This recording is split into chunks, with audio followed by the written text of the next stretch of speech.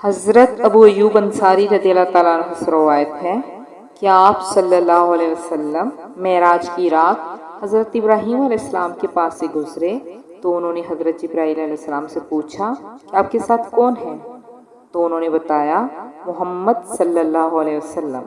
حضرت ابراہیم علیہ السلام نے فرمایا اے محمد صلی اللہ علیہ وسلم، اپنی امت کو حکم کرنا کہ وہ جنت میں زیادہ سے زیادہ پودے لگائیں کیونکہ اس کی مٹی پاکیزہ اور زمین وسیع ہے۔ تو آپ صلی اللہ علیہ وسلم نے پوچھا جنت کے پودے کیا ہیں؟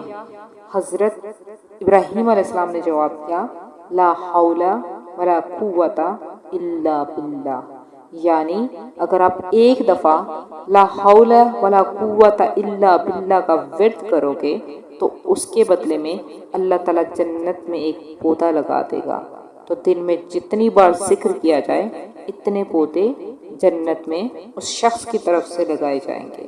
اب یہ ہم پہ ڈیپینڈ کرتا ہے کہ ہم کتنا ویٹ کرتے ہیں اور جنت میں اپنے نام کے کتنے پودے قائم کرتے ہیں۔ دعا ہے کہ اللہ پاک حق بات سننے اور اس پر عمل کرنے کی توفیق عطا فرمائے۔ وما علینا الا البلاغ المبین۔